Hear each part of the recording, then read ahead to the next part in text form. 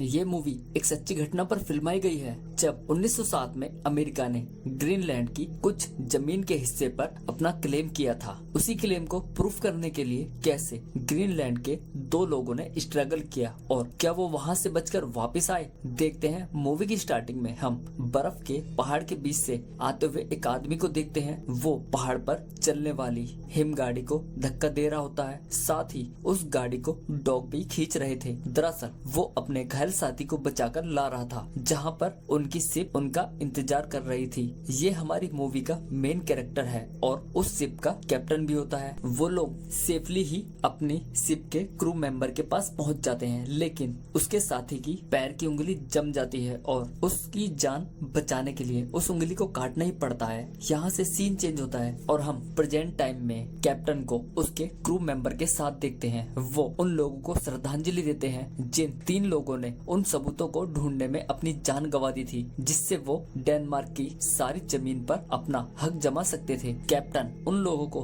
दोबारा ढूंढने जाते हैं, लेकिन उन्हें भी वहाँ पर कोई सबूत नहीं मिलता। इसलिए फिर से वो अपने साथियों को दोबारा से उस मिशन पर जाने के लिए बोलते हैं ताकि वो सबूतों को ला सके। कैप्टन उन्हें एक खोजी की डायरी भी दिखाते हैं जिसमें एक नक्शा होता है। उस नक्शे में उस जगह की लोकेशन होती है जहाँ पर उन्होंने मरने से पहले उन सबूतों को छिपा दिया था। इसलिए कैप्टन को किसी भी हालत में उन सबूतों को दोबारा से वापस लाना था ताकि ग्रीनलैंड की जमीन को अंग्रेजों से छुड़ाया जा सके और उन्हें यहाँ से खदेड़ा जा सके। लेकिन कैप्टन के साथ उनका कोई भी साथी जाने के लिए तैयार नहीं होता, क्योंकि उनके सामने सबसे बड़ा खतरा वहाँ का -40 डिग्री सेल्सियस तापमान था। अगर वो तापमान से अपने आप को किसी भी तरह बचा लेते तो उससे भी बड़ा खतरा वो पोलर बियर था, जिससे वो किसी भी तरह नहीं बच सकते थे। उन खतरों को जानते हुए भी शिप का एक मैकेनिक आइवर्सन कैप्टन के साथ मिशन पर जाने के लिए तैयार हो जाता है। उसे वहाँ का बिल्कुल भी अनुभव नहीं था, यहाँ तक कि उसे हिम गाड़ी को चलाने का भी अनुभव नहीं होता। फिर भी कैप्टन अपने साथी आइवर्सन के साथ मिशन शुरू करते हैं। 1 मार्च 1910 से वो अपना मिशन शुरू करते हैं। दोनों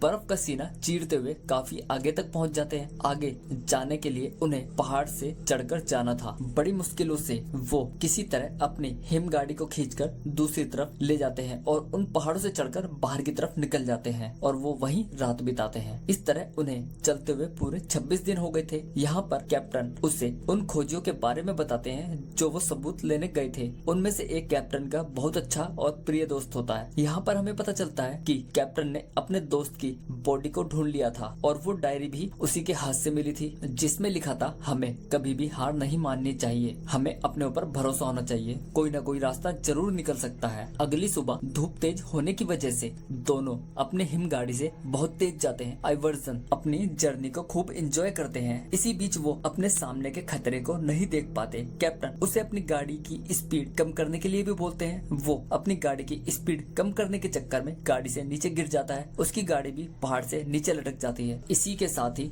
आइवर्सन की हिम गाड़ी को खींचने वाला उसका मेन डॉग भी नीचे गिर जाता है और वो पहाड़ पर लटक जाता है। आइवर्सन डॉग को बचाने की बहुत कोशिश करता है, लेकिन तभी रस्सी टूट जाती है और उसका डॉग नीचे गिरकर मारा जाता है। आइवर्सन इससे बहुत दुखी होता है। इसके बाद दोनों अपनी गाड़ी को ऊपर खींच लेते हैं, लेकिन उनका खाना और 2 हफ्तों का डॉग फूड भी नीचे गिर जाता है। अब उनके पास खाना और डॉग का खाना बहुत कम बचा था, जिसके बाद उनका सफर बहुत ही मुश्किल होने वाला था। अब तक उन्हें चलते हुए पूरे 50 दिन हो चुके थे। आगे आइवर्सन कैप्टन से बोलता है, आप ये खतरनाक काम क्यों कर रहे हो? क्या आपका परिवार आपका इंतजार नहीं कर रहा? इस पर कैप्टन उससे बोलते हैं, कोई भी कोई काम क्यों करता है? तुम मैकेनिक का काम क्यों करते हो? आइवर्सन बोलता है, क्योंकि मैं इसमें बहुत अच्छा हूँ। उसी तरह मुझे मेरा मिशन पूरा करना है जो हमारे ग्रीनलैंड के हिस्से को यूएस के क्लेम से मुक्त करेगा। ये एक बहुत जरूरी काम है, इससे हम दोनों बहुत ज्यादा मशहूर हो जाएंगे, लेकिन इससे पहले हमें उस सबूत को ढूंढना होगा। इसी बीच आइवर्सन और कैप्टन कुछ पुराने फोटोज को देखकर अपने बीते हुए पलों को याद करते हैं। उन फोटो को देखकर कैप्टन को अपनी पत्नी नाया की भी याद आ जाती है। आगे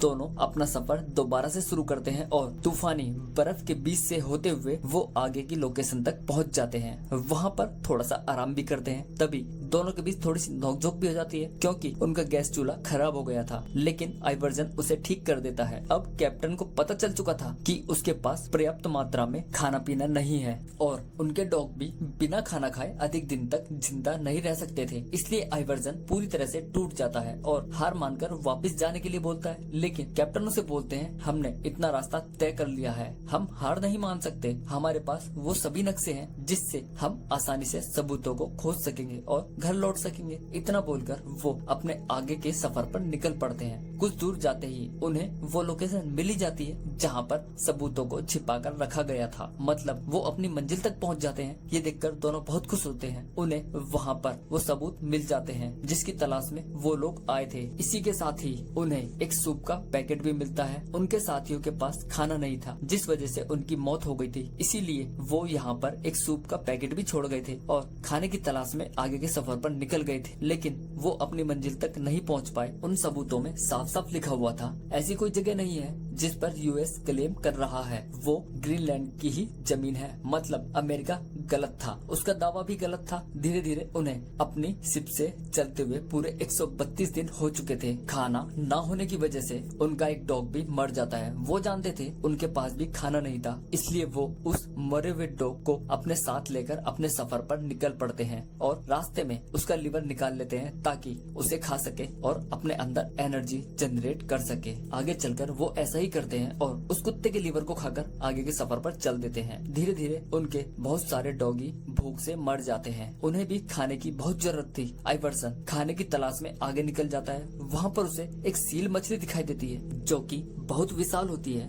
वो उस पर निशाना लगाता है और उसे मारने वाला था कि उसके पीछे से गोली चलने की आवाज आती है और वो सील उसकी आवाज सुनकर वहाँ से भाग जाती है। आइवर्सन को भी पता चल चुका था कि कैप्टन की जान को खतरा है, इसलिए वो दौड़कर पीछे जाता है और देखता है उसके डॉग मरे हुए हैं और एक पोलर बियर कैप्टन को घसीट कर ले जा रहा है और उन्हें उसने घायल भी कर दिया है। तभी आइवर्सन उस पोलर बियर को गोली मार देता है। जैसे पोलर बियर जमीन पर गिरता है उसके नीचे से बर्फ टूट जाती है और उसी के साथ ही कैप्टन भी उस पोलर बियर के साथ पानी में गिर जाता है। लेकिन आइवर्सन उन्हें बाहर खींच लेता है और उनकी जान बचा लेता है। अब उनके पास ना तो खाना था ना ही इतनी एनर्जी कि वो हिमगाड़ी को खींच सके, इसलिए कैप्टन नेक्स्ट मॉर्निंग में उस हिमगाड़ी को ही जला देते हैं। रात में ठंड अधिक होने की वजह से उनका आखिरी डॉग भी मारा जाता है। जब आइवर्सन उस गाड़ी को चलाने का कारण पूछते हैं तो कैप्टन उसे बताते हैं अगर हमें आगे का रास्ता तय करना है तो भार कम करना होगा, इससे हम शिप तक जल्दी पहुंच जाएंगे। अब तक उन्हें अंटार्कटिक में फंसे हुए 164 दिन हो चुके थे। यहाँ से वो आगे का सफर पैदल तय करने वाले थे। आगे उनके सामने एक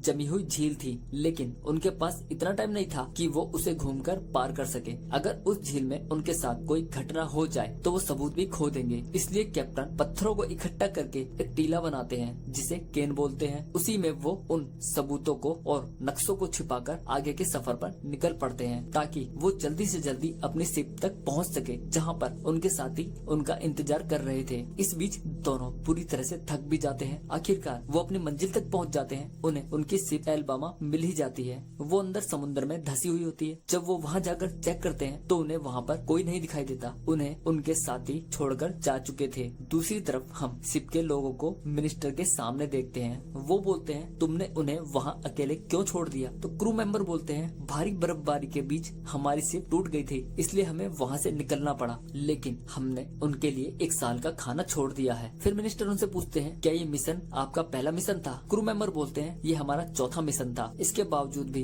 तुमने कैप्टन को एक मैकेनिक के साथ भेज दिया जिसे बर्फ का बिल्कुल भी अनुभव नहीं था। हम इस तरह के बेकार मिशन के लिए दोबारा से पैसे नहीं लगा सकते। फिर क्रू मेंबर बोलते हैं हमें मछुआरों ने बचाया था, अगर हम उन्हें बचाने के लिए इनाम रखते तो हम उन्हें बचा सकते हैं। लेकिन मिनिस्टर उनकी बात बिना सुने ही वहाँ से चले जाते हैं। अब तक उन्हें अंटार्कटिक में फंसे हुए 250 दिन हो चुके थे। वो दोनों बुरी तरह से हताश हो चुके थे। उन्हें लग रहा था कि हमारे साथी हमें बचाने जरूर आएंगे। उसी रात कैप्टन को एक सपना दिखाई देता है जिसमें उनके वो सबूत जिन्हें उन्होंने पत्थर के बीच में छिपाया था उन्हें पोलर बियर बाहर फेंक देता है। तभी हड़बड़ाहट में कैप्टन उठते हैं और आइवर्सन से बोलते हैं हमें उन सबूतों को वापस से लाना होगा, नहीं तो पोलर बियर उन्हें तबाह कर सकते हैं और हमें समुद्र के खुलने तक वापस भी लौटना होगा। दोनों वहाँ जाने के लिए तैयार हो जाते हैं। आइवर्सन बोलता है हमें यहाँ पर एक नोट छोड़ना चाहिए। कैप्टन से बोलते हैं नहीं, हम जल्दी ही वापस लौट जाएंगे। इसी के साथ ही दोनों उन सबूतों को वापस लेने के लिए निकल पड़ते हैं, लेकिन उनके सामने 200 मील आना और जाना कोई आसान काम नहीं था। अब तक उन्हें अंटार्कटिक में पूरे 439 दिन हो चुके थे। आखिरकार वो उस जगह तक पहुंच जाते हैं जहां पर उन्होंने पत्थरों के बीच में उन सबूतों को छुपा कर रखा था। उन्हें पोलर बियर ने तबाह करने की कोशिश भी की थी, लेकिन वो सबूत बच जाते हैं, जिन्हें वापस पाकर दोनों बहुत खुश होते हैं। इसके बाद दोनों उन सबूतों को लेकर वापस निकल पड़ते हैं। उन्हें अपने गुम हुए दोस्तों की वो कार भी मिल जाती है जो वो 3 दोस्त लेकर आए थे। आखिरकार उन्हें इस सफर में 30 दिन लग जाते हैं। वो दोबारा से अपने शिप की बनाई हुई झोपड़ी तक पहुंच ही जाते हैं। वहाँ पर गेट खुला हुआ होता है। उन्हें वहाँ पर एक नोट भी मिला था जिसमें उनके साथी उन्हें यहाँ पर ढूंढने आए थे, लेकिन उन्हें वहाँ पर कोई नहीं मिला। वो वापस चले जाते हैं। ये सुनकर आइवर्सन को बुरी तरह से गुस्सा आ जाता है। वो बोलता है इससे भी बुरा हो सकता था। मतलब आइवर्सन का कहना था कि कैप्टन ने उसकी बात नहीं मानी थी। अगर वो एक नोट छोड़ देते तो उनके साथी बड़ी ही आसानी से उन्हें ढूंढ लेते, लेकिन कैप्टन ने उसे नोट छोड़ने नहीं दिया था। इस बात को लेकर दोनों के बीच कहासुनी भी हो जाती है। गुस्से में कैप्टन उस घर से बाहर चले जाते हैं और अपनी बर्फ पर चलने वाली हिमगाड़ी को भी तोड़ देते हैं। दोनों हिम्मत हार चुके थे। इसके बाद हम फिर से मिनिस्टर के सामने उनके क्रू मेंबर को देखते हैं। क्रू मेंबर इस बात को लेकर काफी परेशान थे कि उनके कैप्टन और मैकेनिक को उस जगह से कैसे बचाया जाए। वो मिनिस्टर को ये भी बताते हैं जब हम छानबीन करने वहाँ पर दोबारा गए थे तो वहाँ पर कोई जरूर आया था, क्योंकि उस झोपड़ी का सारा सामान बिखरा हुआ था। लेकिन मिनिस्टर उनकी बात पर विश्वास नहीं करते। फिर वो क्रू मेंबर बोलते हैं कैप्टन के पास सबूत है, अगर हमने उन्हें नहीं बचाया तो मारे जाएंगे। उनके पास केवल 1 साल ही बचा है। इसके बाद उन सबूतों को हम नहीं ला सकते। मिनिस्टर उन्हें सॉरी बोलकर वहाँ से चले जाते हैं। मतलब साफ था वो एक और रेस्क्यू मिशन भेजने वाले नहीं थे। उधर हम फिर से कैप्टन को देखते हैं। उन्हें उस बर्फ के पहाड़ों में फंसे हुए पूरे 2 साल हो चुके थे। वहाँ पर मैकेनिक कैप्टन से एक छोटा सा मजाक भी करता है। वो बोलता है अगर आप मुझसे पहले ही मर गए तो मैं आपको खुशी में खा लूंगा। इतना सुनकर तो कैप्टन की हवा टाइट हो जाती है। अगले दिन कैप्टन अपने नाव की एक मीनार पर चढ़कर दूर तक देखते हैं। वो काफी थके हुए भी लग रहे थे। तभी उन्हें दूर से एक एयर बैलून अपनी तरफ आता हुआ दिखाई देता है, जिसे देखकर कैप्टन जोर जोर से चिल्लाते हैं और मदद के लिए पुकारते हैं। आखिरकार वो एयर बैलून उनके पास आकर गिर जाता है। जब वो उसके पास जाते हैं तो उसे उस बैलून में उनकी पत्नी नाया दिखाई देती है। दोनों एक दूसरे से मिलकर काफी खुश होते हैं। तभी उनके पीछे से उन्हें उनका साथी आवाज देकर बुलाता है। तो हम देखते हैं कि वहाँ पर अकेले कैप्टन ही होते हैं और वहाँ पर कोई नहीं था। अब कैप्टन के दिमाग ने बिल्कुल काम करना बंद कर दिया था। उनका दिमाग भ्रम पैदा कर रहा था। उन्हें सब जगह उनकी पत्नी नाया ही दिखाई दे रही थी। आखिरकार कैप्टन को भी समझ आ चुका था कि ये उनका भ्रम ही है। वो वापस से अपने कैबिन में चले जाते हैं। अगले दिन फिर से उन्हें उनकी पत्नी दिखाई देती है। वो उनसे पूछती है क्या ये मिशन मुझसे ज्यादा जरूरी है। कैप्टन बिना जवाब दिए ही वहाँ से चले जाते हैं। अब वो भ्रम मैकेनिक को भी होने लगा था, इसलिए वो कैप्टन से बोलता है मैंने आज यहाँ पर अपने दादाजी को देखा, वहाँ ऊपर पहाड़ पर। कैप्टन बोलते हैं क्या तुम्हें कुछ फील हुआ या महसूस हुआ। इस पर मैकेनिक बोलता है लगता है मेरे आने के बाद वो नहीं रहे। जिस पर कैप्टन बोलते हैं उनका ये मतलब नहीं था कि वो सच में ही नहीं रहे, क्योंकि जहाँ पर ये दोनों बात कर रहे थे वहाँ पर कैप्टन को नाया भी दिखाई दे रही थी। लेकिन जब कैप्टन दोबारा से वहाँ देखते हैं जहाँ पर नाया थी तो वहाँ पर उन्हें कुछ नहीं दिखाई देता। आगे फिर से कैप्टन को उनकी वाइफ से बात करते हुए दिखाया गया है। वो बोलती है तुम्हारे पास सब कुछ था, हमारी शादी होने वाली थी, तुम्हारी जगह कोई और तो आ सकता था। कैप्टन बोलते हैं मेरे पास कोई दूसरा रास्ता नहीं था, ये और कोई नहीं कर सकता था, केवल मैं ही इस काम को कर सकता था। फिर वो बोलती है आइवर का क्या, वो क्यों। कैप्टन बोलते हैं वो सारे खतरे जानता था, उसने इस काम के लिए खुद ही हाँ की। फिर नाया बोलती है तुम जानते थे तुम्हें लेने कोई नहीं आने वाला। इस बात को कैप्टन भी जानते थे। वो नाया से गले मिलकर रोने लगते हैं और फील करते हैं उन्हें इस मिशन के लिए आना ही नहीं चाहिए था। इसके बाद कैप्टन नाया के साथ डांस करते हैं। उन्हें ऐसा लग रहा था कि नाया उनके साथ ही है, लेकिन ये उनका भ्रम था। वो उनकी यादों के सहारे जी रहे थे। नाया उनकी गर्दन पर एक चोट के निशान को भी देख लेती है। तभी कैप्टन तोड़कर आइवर्सन के पास जाते हैं और उससे बोलते हैं इसे काटकर बाहर निकाल देना। जिसके बाद आइवर्सन उसे चाकू से काटकर बाहर निकाल देता है। उसके बाद कैप्टन बेहोश हो जाते हैं, लेकिन अब वो पूरी तरह से ठीक भी हो गए थे। सुबह उठने पर वो मैकेनिक से बोलते हैं मैंने सपने में देखा कि हम घर पहुंच गए हैं। जिस पर मैकेनिक उन्हें बताता है मैंने भी एक सपना देखा था जिसे तुमने चुना कल रात, वो मेरे साथ ही मेरे बिस्तर पर। इतना सुनने के बाद कैप्टन का गुस्सा 7वें आसमान पर था। वो मैकेनिक को मारने के लिए दौड़ पड़ते हैं। यहाँ पर कैप्टन उसे मारता है, जिससे बचकर मैकेनिक दोबारा से अपने केबिन में भाग जाता है। तभी गन लेकर वो भी वहाँ पहुँच जाते हैं और गन मैकेनिक पर तान देते हैं। वो बोलता है वो इसलिए नहीं थी, वो उसे गोली मारने वाले थे कि कैप्टन वहाँ पर अपनी